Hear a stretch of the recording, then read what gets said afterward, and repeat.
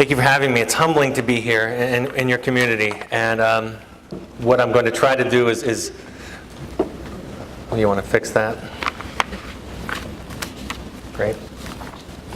What I'm going to try to do is share with you some of the stories from the front line of dealing with people that struggle with mental health and addiction issues and children. That's what I do. I treat children, young adults and adolescent children who struggle with these things. I run a wilderness program out in Utah and in Oregon. So my work is working with people who are now struggling, and then to bring it back to the community where it might be preventative or it might help people that aren't as severe. And so there's some wisdom that I want to share with you from those stories. But I want to start off with this story. It was about 2 years ago this month that I was diagnosed with multiple sclerosis. I was actually visiting New York City like I do about once a month, and got a call from my doctor that something in the x-rays was off.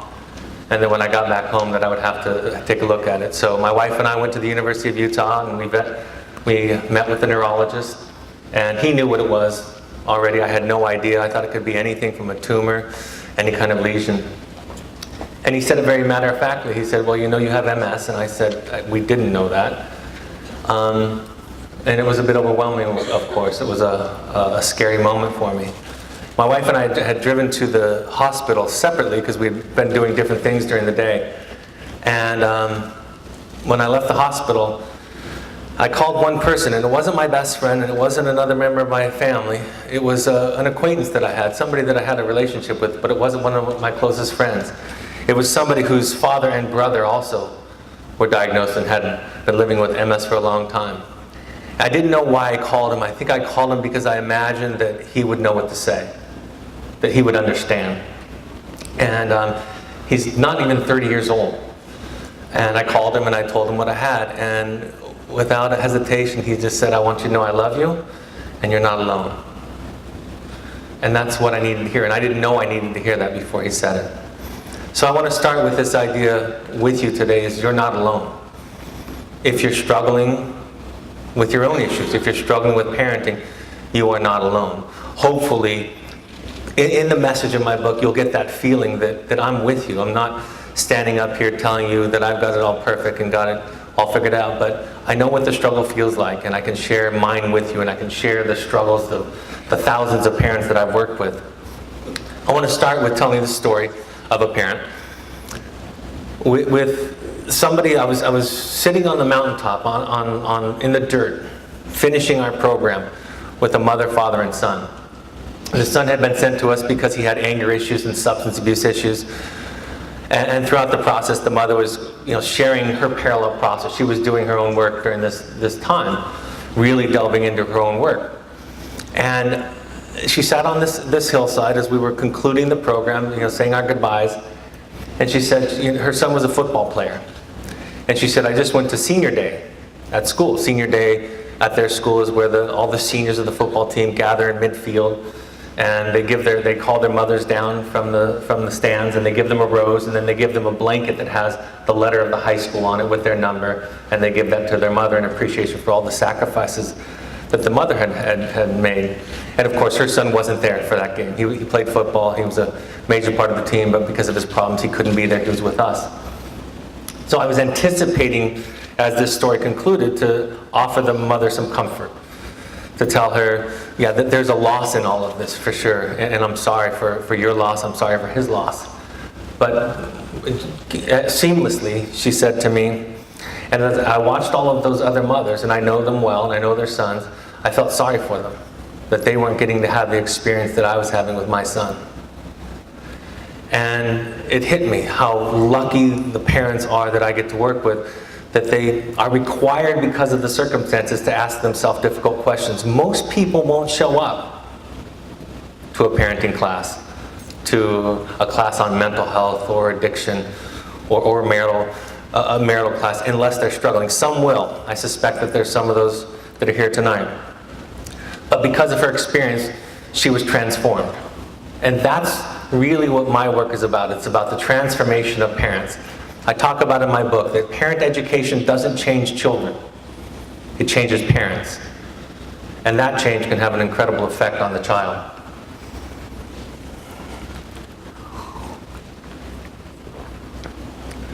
My mother-in-law is a retired high school teacher, middle school teacher actually, and after reading my book a couple of years ago, she said, I think it would be fascinating for you to go into schools and to teach teachers about the challenges that are facing their children today. And I said, if I did that, if I was invited to do that, I wouldn't teach them about the children, I would teach them how to listen.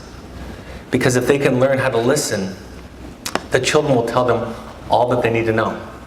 And there's no generic description of challenges that children are facing anyway. And so really this capacity that I talk about in the book, that I talk about with my work, this is about a capacity to hold a child in your mind with love and kindness. To hold a child without judgment. And I want to talk about tonight about a few things, practical things, that will make an impact on them.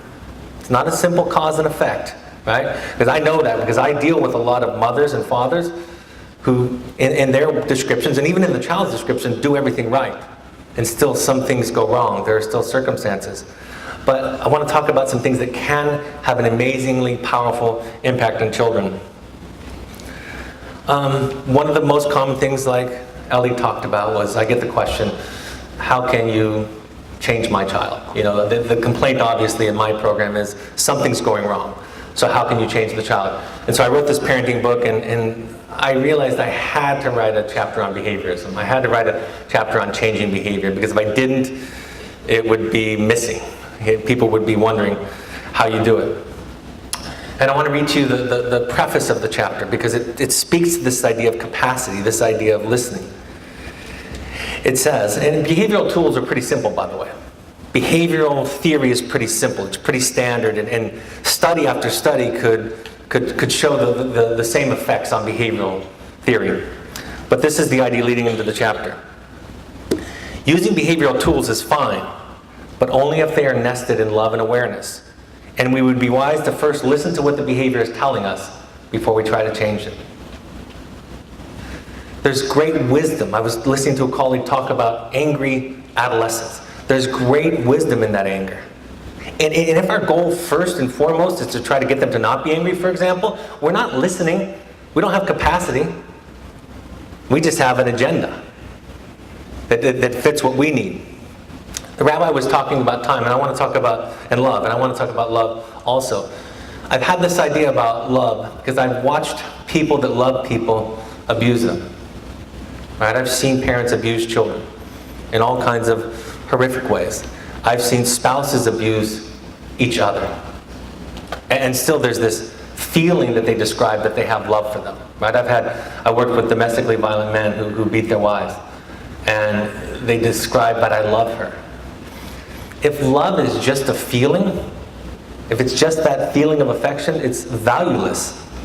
If you can still do those other things that I just described.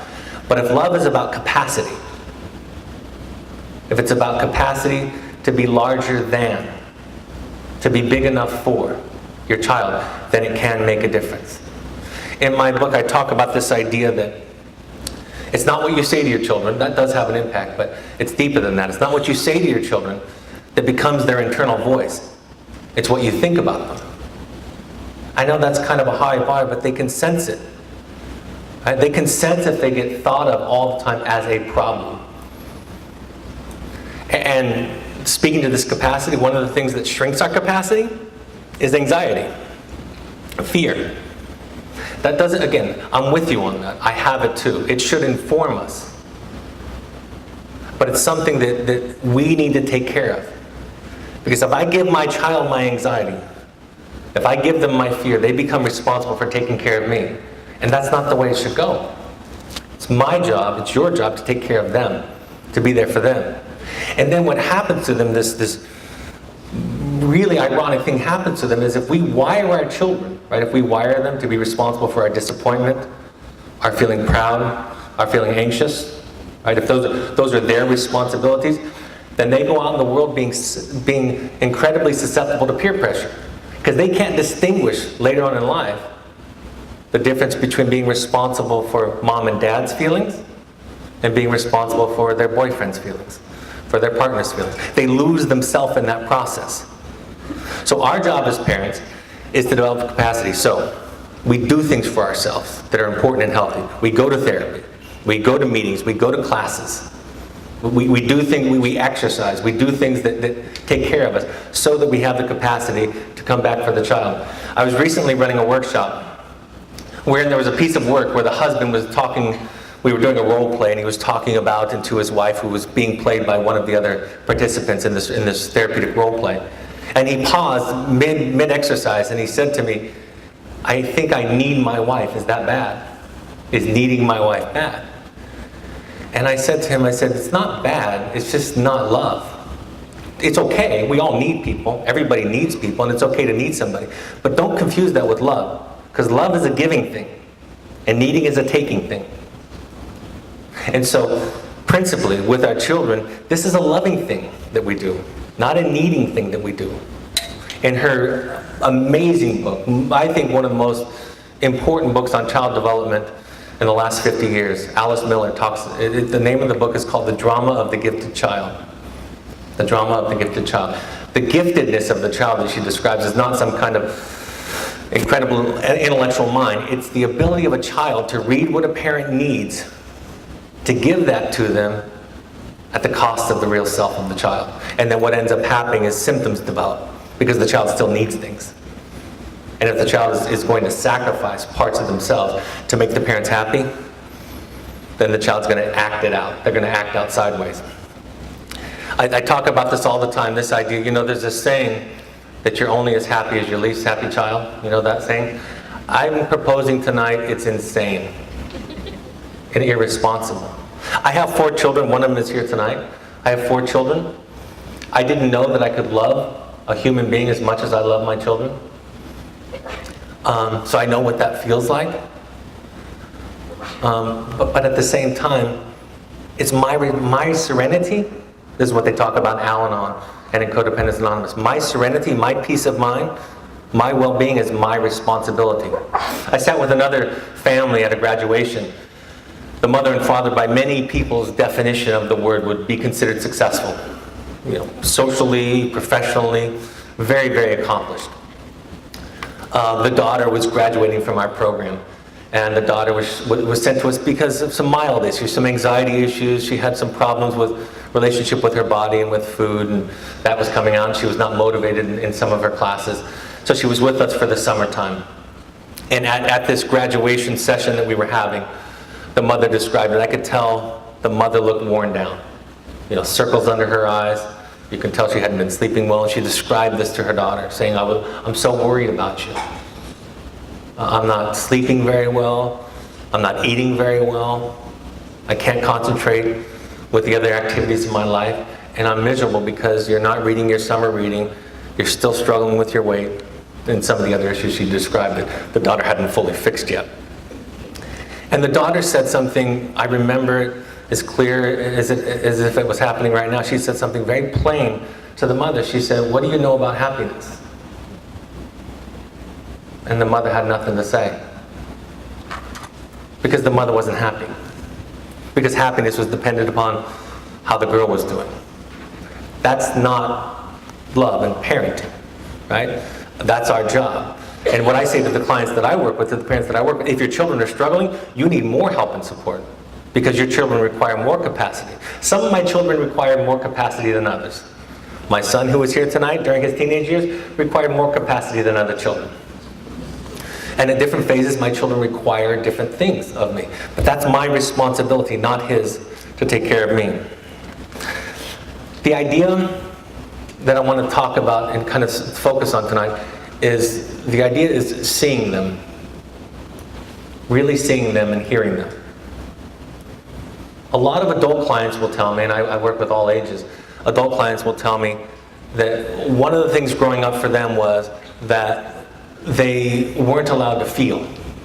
And I'm pretty confident that there was never on the refrigerator in the house that they grew up on the rule, and one of them was don't feel. Don't feel angry, or don't feel sad, or don't feel pain. Pretty sure that wasn't the case. But it was their experience that they were not allowed to feel. And so then they don't know how to allow that for their children. They don't know how to deal with it. But the point is that because it's so uncomfortable for us when our children are suffering, struggling, we do things that we think are harmless, like we try to talk them out of it, tell them to look on the bright side, give them a pep talk. And we think in our minds we're being helpful, right? That seems like a kind of a positive thing to do. But they need to be heard. They need to be understood. I was writing my book, finishing it up, finishing the editing, which was the hardest part by far.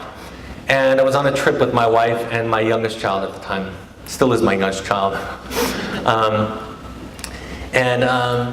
We had this kind of routine where I would work during the day and they would go out and play. It was in Los Angeles, and they would go to amusement park and play, and then at night we would all go to dinner and have fun. So in the morning and in the evening I would see them, but in the day I would be working. So I'm editing my book, so I'm particularly sharp because I'm learning the things that I wrote that I need to remember. And at the time, I think she was probably 6, she said to me, we were kind of snuggling in bed before they were going out for the day, and she said to me, my daughter said, "I wish all of my siblings were dead." And because I'd been editing the book, I'm like, okay, I know how to respond to this one. And I know what thought came into my mind, you know, what the typical response would be for me and for most people. And I said, wouldn't it be great if you were the only child? We could spend all this time with you, there would be no competing for time. We could take trips, every time we took a trip with a family, it would just be you and you would get all this attention. And she just paused and relaxed a little bit and said, you know what though, my siblings are my best friends. And I would miss them. See, I didn't have to tell her that. What I had to do in that moment is I just had to hear her and understand her. There's a great line out of a new book by Dr. Harriet Lerner. She's a great self-help author. She wrote a great book on boundaries, my favorite book on boundaries, called The Dance of Anger. In her newest book on forgiveness and apologies, she said, when I get anxious, I get instructive. And that makes a lot of sense to me. When we get anxious, we try to teach and correct. And I have so many parents that get worried about when I talk about this idea of containing. That's what they call it in psychotherapy. Of containing somebody, of hearing somebody, of seeing somebody, of deeply listening and understanding somebody. They worry about this aspect because they say, isn't part of our job to instruct, to guide? And my response is, of course it is. And this is in part how you do it. This is the foundation of doing it, is you hear first. And in our program, you know, the most amazing things, all these kids that are acting out, doing all kinds of dangerous and horrific things, they have memorized every lecture of their parents. And the reason that I know that is because they give it to everybody else. 3 weeks into the program, they're an expert on life, and they have all the advice in the world for the new student, the new client. They're not missing data.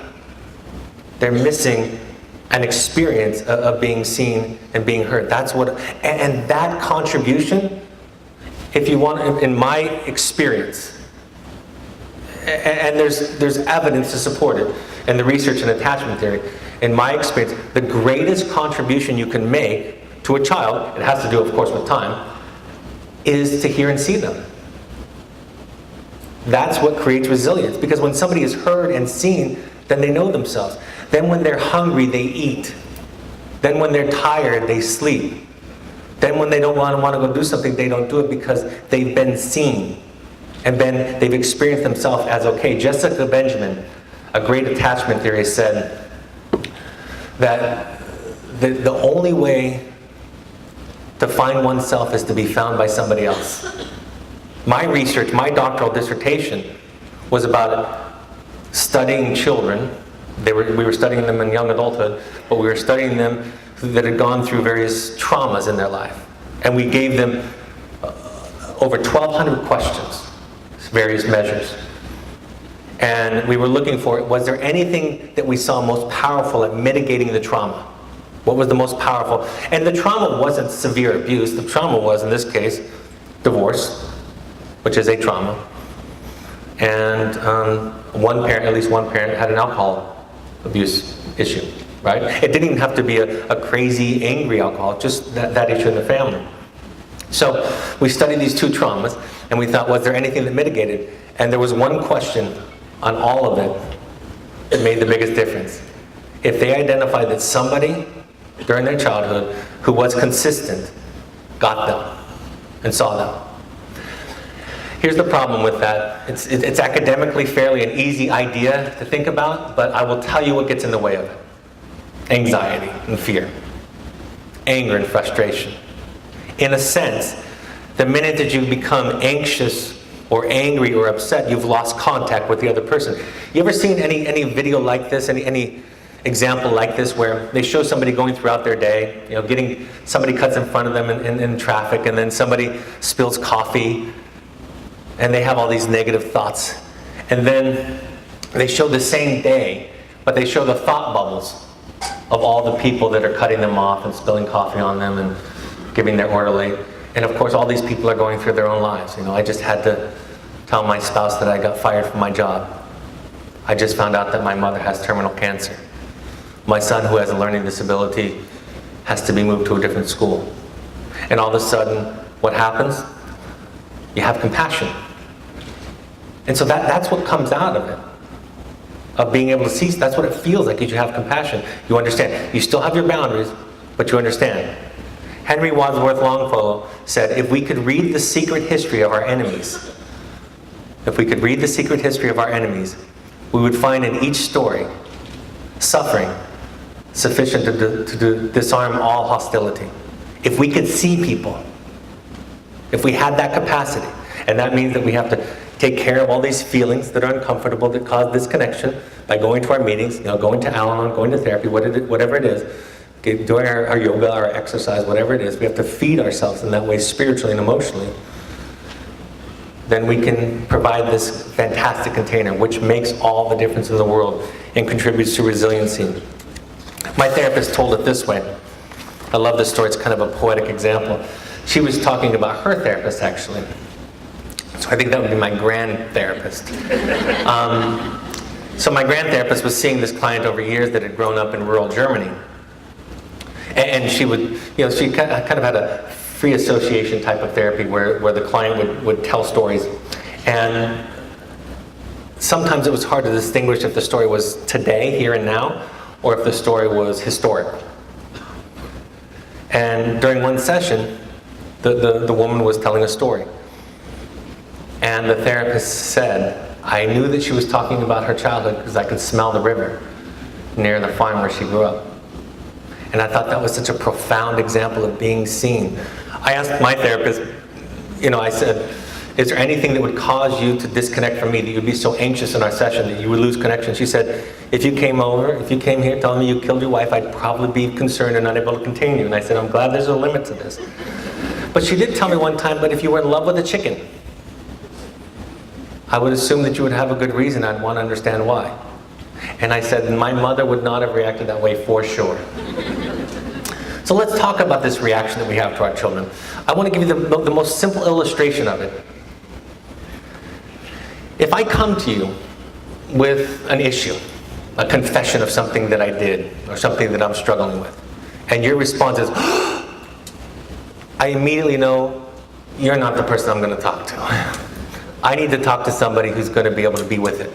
And if I have to start taking care of your anxiety in this process, that's not going to work for me. Because I'm coming to this exchange with a need, right? So as simple as that, but that makes sense, right? If you come to somebody and your story, your question, your dilemma causes them to be upset, to be afraid, to be angry, you know that's not the person that you're going to be able to talk to and get something from. You're going to be inclined. First of all, they're not going to be able to be there for you because they're struggling. Second of all, you're going to be inclined, you're going to feel the pull that you need to take care of them. So then our job becomes, what I say to families is, you want to be the first phone call, right? You want to be the first phone call your child makes in a crisis. That's kind of the ideal. And to be the first phone call, you've got to do this work that I'm talking about. This heroic work of looking at yourself. Most answers, when I do parenting education, most answers I could simply boil down to this, is do your own work. Look at yourself. That feels vulnerable and scary and counterintuitive, because my kid's the one with the problem. I don't have the problem. But I'll tell you, it makes a fantastic difference when a parent makes their life their project. I'll tell you this. If your child needs to be perfect, they're doomed. They don't need perfection. What they need is they need you to make your life your project. And let me give you a couple of examples where that can make a difference. I had a young adult man. He had graduated from our program. He was in a sober living environment in Southern California. And I'd been working with his parents after the program for a while. And the sister called me. She's a young adult herself, very successful. She was the one in the family that did everything right. And she said, that's why she's calling me. I'm going to go visit my brother in Orange County next week. And so my parents said that I could call you and ask you what to do and what not to do, because I don't want to mess it up. I don't want to set him back, and I haven't been participating in all of this work like my parents. So please give me some guidance about what I might say, what I should say, and what I shouldn't say to my brother. And what I said is, why don't you just tell him that? Just show up and tell him that you're afraid you're going to make a mistake. Because a few things would happen with that. Number one, it'd be nice for him to know that he was not the only screw-up in the family. He was not the only one in the family that didn't know things, or got things wrong, or was afraid. So that would be nice for him. It'd be nice to know that you weren't perfect, because that's kind of your role in the family. And I tried to explain this to her. It didn't sink in, and she didn't do it. She couldn't do it, because she couldn't imagine showing up in that way and how scary that would be. So that's part of the heroic nature of this. I had another mother, different family. I was hired to be the therapist so that the kid wouldn't have to come to my program. That was my job. This was a couple of years ago. He's already graduated from my program, and he's doing very well. But that was my job initially, was to come to the family and to do preventative work. He was bought in somewhat. He was motivated somewhat to do it. So I was going to help them steer clear of this program that I was running. And at one point, critical to the end of his time at home, before his parents finally said, we can't give you what you need at home, you need to go somewhere where you can get it. He said, and they were Mormon, this is Utah, so they're Mormon, and he said to his parents, he said, you know what, yes, I lie about things, but you made me a liar. When I was a little kid, if my friends didn't look right, I just decided that I would lie. If they weren't Mormon, I would lie about them being Mormon. And if they had long hair or didn't look like you think they should look, I wouldn't tell you that they were my friends. I would tell you I was going over to someone else's house, and so you made me a liar. And he said this in anger. This was not an overtly angry kid. Not common for him. This took a lot of courage for him. And of course, like the story with my daughter, I had the lecture queued up. Right? Well, I wanted to say, they didn't make you a liar. It's still your choice to lie. Right? We have that lecture. It's still your responsibility. Let's talk about feelings. I could have done that.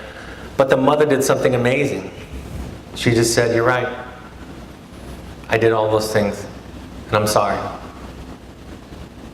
And again, the boy relaxed, seemed soothed by it, and the session ended shortly thereafter. And after the young man left, 17-year-old boy left, mother and father then turned to me and said, okay, Brad, we get the containing, the healing, that comes from it, the listening part, the understanding, the empathy, the compassion, we get that. But when do we teach him about the lying thing? Like, where does that come in? And I said, you just did. That's how you do it. You talk about your faults and flaws. Instead of giving your kid a lecture about peer pressure, talk about the peer pressure you still struggle with. It's most likely not as crippling as it is for your teenager or young adult or younger child, but it's there. None of us, I think, are immune from worrying about what somebody else thinks about us in a given circumstance. I know this because I work with people who struggle with talking about the stigma of mental health and addiction problems all the time. So one of the ways, imagine symptoms being a defense, right? If symptoms are a defense, and they are, right? They're a way of our wounds, our feelings speaking for us, right? They protect us from a more painful kind of hurt. Carl Jung says that it's a substitute for legitimate suffering, right? So that's what our symptoms are. And if our symptoms are this wall and this barrier, and I, as your father, your therapist, your other, if I come up with a pickaxe and start attacking your wall that you've built to protect yourself, what are you going to do? And everybody here knows that answer. You're going to reinforce the wall or run away. Right? That's why the wall is there, is to protect me from that. So even if it comes from a good place, if I come at it with a crowbar or a pickaxe and start knocking down your wall, you're going to reinforce it. So what do you do to lower the wall? You talk about your vulnerabilities. You talk about your mistakes. You talk about your struggles. When you give your kid when you give your kid a story about peer pressure that you still struggle with, don't be surprised if he or she gives you a little pep talk back. Like, you shouldn't really worry about what other people think about you. It's instinctual. We've trained them to become instructive in those moments. So, this is how you do it. You create this space. And there are moments to teach. There are moments to instruct. But they're less than you think. You know, when I get a client, and I had a father say to me one time, he said, I just want to get to the point where my son will listen to me. And I said, okay, that'll come someday. But I think this first piece of work is going to be you listening to him. This father said to me, he said, I'm a fantastic listener. And I'm thinking, nobody is, so that's impossible. But he describes how he has to do it at work, and he's very successful professionally, and he listens very well. And so, as he's telling me this story, I just listen, and I say, okay, you know, watch these. I do these webinars and these podcasts. I said, you know, watch these, and we'll talk. 4 weeks into it, the dad says to me, I'm a horrible listener. I realize how poorly I've been listening to my son all of these years. I've just been listening to respond, listening to lecture, listening to tell him the way that it wasn't right. And by the way, that doesn't take much capacity. That's easy to do. It's not very hard. So I said to him, you're a much better listener 4 weeks in than you were when you thought you were a good one. One of the things that I teach is we just don't know how bad we are at it. We just don't do it well. And we have so many things to tell others, to tell them, to tell our children. And that's why, folks, every family therapist that I know of, that I've ever heard of, every program that I've ever been associated with, a core tenet, a core activity is getting the parents to listen to the children. One of the things that I'm most thankful for is that my mother took me to therapy as a teenager. And the therapist said, you seem mad, Brad, so tell your mother about that. And I told her. And that was kind of impressive. But the most impressive thing, she brought me back after that. Again and again and again. And my mother over time learned that she didn't need to be loved. That's not parenting. She didn't need for me to be grateful for her. She didn't need that stuff from me. She turned a corner and decided, I'm just going to love him. So if we get invested in the things that we need from our children, we don't have the capacity to give back to them. It's not their job to take care of us. It's our job to take care of them in the process. And those instructive moments will be there. But it has to be on this foundation of healthy containment, healthy attachment. I'll say one more thing about attachment. You know, I talk about, there's a phrase in self-help literature, in 12-step work, that's very common, the term healthy detachment, right? Most of the parents that I work with, they're not aloof, uninvolved, they're hovering. Snowplow parents, helicopter parents, over-involved parents. That's the parents that I mostly work with. You know, when I tell people what I do in social circumstances, which I just don't do anymore, because you either get one of two things. You get a lecture on psychology, or you get a session that you're giving to them. So I just make it up when I'm on an airplane or something. But if I tell somebody casually what I do for a living, and the kind of, you know, that we work with these kids, they say, oh, you work with those parents who just want to get rid of their kids. And I say, not even close. I work with parents who are absolutely struggling, who feel like a part of them is being ripped apart when their child comes to the program. So I realized this thing. Somebody asked me one day, because I was talking about healthy detachment, about this ability to take a step back and detach with love. And somebody asked me on one of my broadcasts, they said, but when you're going to talk about attachment, Brad, you always talk about this healthy detachment thing, and you never talk about attachment. And I thought about that. Luckily, we were up against the end of the hour, so I said, we'll talk about this next week, and then I had a few days to think about it. And I started thinking about it after I ended the broadcast, and I started thinking, okay, so what is healthy detachment? What's the opposite of healthy detachment? And what I realized was healthy detachment and attachment are the same thing. That if one, just think about this, if one is over-identified with one's child, then the child is lost in that equation. The child doesn't exist to some extent. So over-identification is the most significant, severe form of abandonment. And that's what we know. And again, this is not simple theory. This is provable science. When parents express over-involved language, the frontal lobe, the little bit that they have in the first place, that part that reasons, starts under-functioning. Their heart rate goes up, their blood pressure goes up. And I'm talking about phrases like, I love you, I would do anything for you, I live for you. When children hear that, they stop reasoning.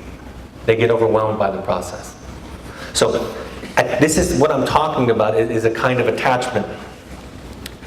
I'll tell this story as I begin to wrap up here, because my son is here, and I don't even know if he's ever heard it. But my son, I'm not a Mormon, but my son is a Mormon, and he went on a Mormon mission actually to New York City, here. And I don't know if you guys know what that is, but it's 2 years. You get to talk to them for 1 hour on Mother's Day and 1 hour on Christmas. That's the time you get to talk to your child. So my firstborn son, my little buddy, is going away for 2 years. He'd already spent a year at college, and so I knew a little bit about that, but I could call him anytime. I visited him several times, and now he's going to go away for 2 years with very little contact. So I'm sitting in my therapist's office on a Friday afternoon, and he's going into the training center on Tuesday, and this is the last time I'm going to see him for these 2 years. And I start to well up with tears and just say, I'm going to miss my son. And I said, I just don't know if I can describe, if I can tell him how much I love him, if I can communicate that. And my therapist said something perfect. She said, he knows exactly how much you love him. And I thought, she's right. There's nothing I can say that's going to change exactly his experience of me. He knows how much I love him, and he knows where I fall short. And so the tears slowed for a second when she said that, and then it was the next thing she said after a pause, and she said, and he needs to get as far away from you as he can. And then I was free. And then I was relieved. And then I knew it was a gift. And then I knew he needed to follow his dream. He needed to follow this thing for him. And I, as his father, was going to have the capacity to support and to love that. And sometimes, again, sometimes it doesn't feel like love. It feels like loss. And it feels like tearing apart. And it feels pain. Most of the stuff that I talk about is counterintuitive. Most of the stuff isn't natural, isn't common sense. Because in many ways we've had these ideas passed down. There's a great book called The Eden Project, The Search for the Magical Other. It's about marriage, by James Hollis. And he has a quote in there it's my favorite quote. He says, "A coward is incapable of exhibiting love. It is only the prerogative of the brave. Projection, fusion, going home is easy. Loving another's otherness is heroic. If we love other as other, we have heroically taken on the responsibility for our own individuation and our own journey. And this heroism may properly be called love." So the call tonight is about your work. The invitation is to go on your journey.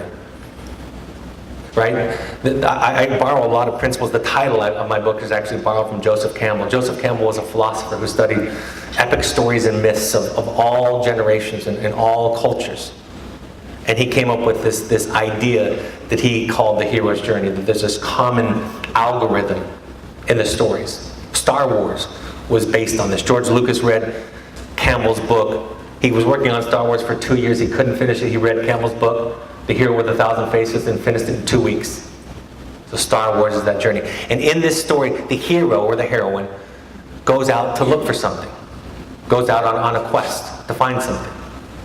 In the case of parents, you go on this quest to save your children. And oftentimes, and you'll recognize this from our stories, from our movies, the best movies, the hero doesn't get what they were looking for, not exactly. But what happens to them? they change. They're different. And they have a story. And then they come back with that story to their community and they tell it. I'm going to close with the closing of my book, because it speaks to this. It speaks to the journey that you're all on, that this book really does invite you to be on. And the epic story of Gilgamesh, an old surviving work of literature, it speaks to every parent's journey. In the ancient Mesopotamian myth, Gilgamesh becomes distressed at the death of his friend Enkidu. Due to his suffering, Gilgamesh leaves home and undertakes the long and perilous journey to search for the secret of eternal life. He endures many trials and tribulations on his quests. He swims to the bottom of the sea and retrieves the plan of immortality. When he resurfaces, he sets it on the ground, and while he bathes, the serpent steals it, and the sacred plan of immortality is lost. Yet as he travels home, he has his story to tell. So what does the hero find? On his journey, he finds the elixir of healing wisdom, something that he can share with others.